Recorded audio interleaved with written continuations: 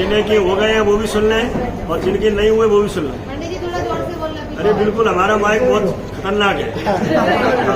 देखो, पहला वचन आपसे मांग रहे हैं, वो मांग रहे हैं आपसे कि मम कुटुंब जनानाम यथायोग विनय सुसरा करणीयम, कि मेरे गुरुजन, मेरे परिजन, माता, चाची, ताई हो या ताई, मेरे शुभ चिंतक, हित चिंतक, बाबा, ताऊ या हो भाई, उनकी सेवा और विनय का भार तुम्हें लेना होगा। और मेरा पहला वचन आज यही तुम्हें देना होगा।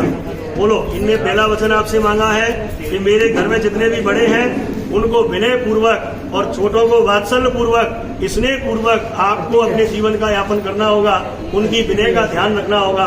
आपको ये वचन स्वीकार है? इनको बोलो, स्वीकार है? दूसरा वचन आपसे मांग रहे हैं कि मम आज्ञा ना लोपनियम, अरुचकर आज्ञा मेरी, जो हो तुमको रुचे नहीं, और साफ साफ मेरी गलती हो इस कारण से जचे नहीं, और आज्ञा पालन धर्म नारी का ये यदि ये गुण बसे नहीं, उस मेहदी सी बेकार रही जो लाख रचावे रचे नहीं।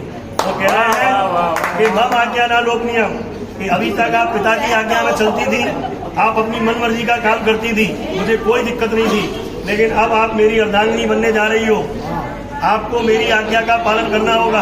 अगर मैं कोई गलत काम नहीं कर रहा हूँ, दूसरा उसमें ऑप्शन देता हूँ 50-50 का। अच्छा, ऑप्शन सुन लो। अगर ये आज्ञा नहीं दे तो आपके माता पिता यानी सास ससुर और आपकी जो बड़ी बहन ननद हो, उनसे पूछ करके भी आप जा सकते हो। अगर ससुर से पूछ लो, अगर ये भले ना बोले, बोलने दो, इनकी बात फिर मान नहीं होगी। मैं बैठी हूँ,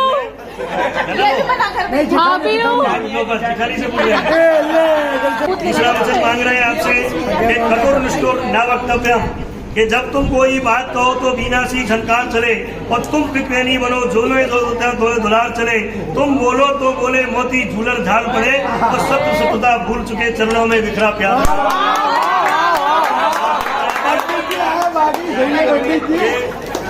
कठोर निष्ठुर न वक्तव्यम, कि अभी तक आपने अपने पिता के घर मनमानी की, कुछ भी किया, मुझे कोई दिक्कत नहीं थी, लेकिन आप मुझे भले ही गाली दे देना।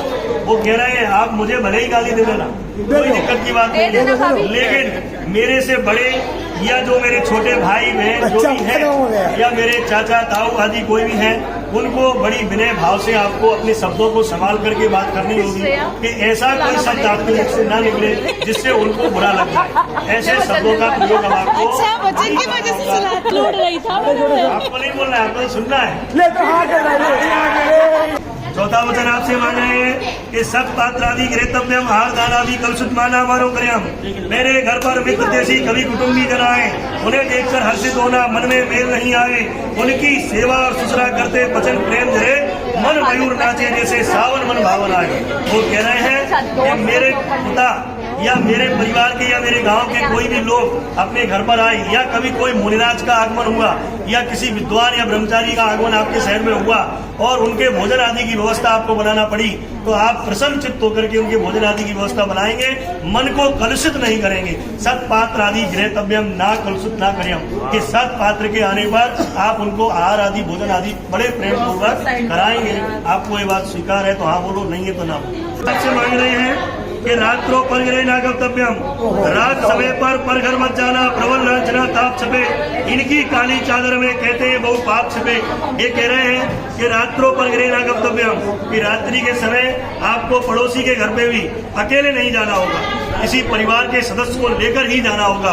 अकेले जाने में भी पाप छिपा है, इसलिए अब आपको रात्रि के समय अकेले नहीं जाना होगा। घर का कोई भी सदस्य आपके साथ हो, उसके साथ लेकर के आप कहीं भी जा सकते हो, कोई दिक्कत की बात नहीं है।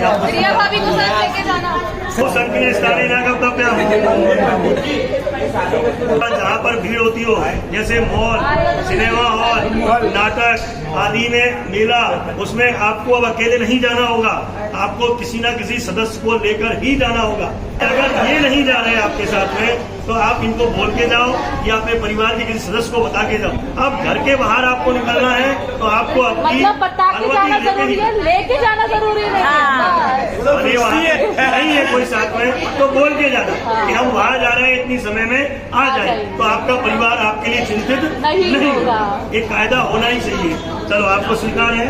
स्वीकार। और सतवा वचन आपसे मांग रहे हैं, सुतराचारी विष्णु घर चाहे कितना मीत रहे, मत उसके घर जाना तू कितनी भी अनुनय प्रीत रहे।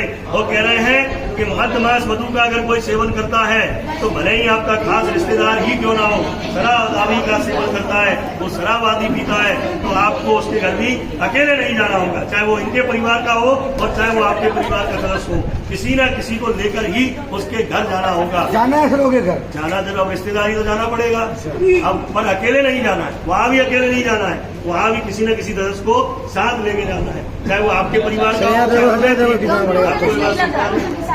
बोलो भैया महावीर भगवान की।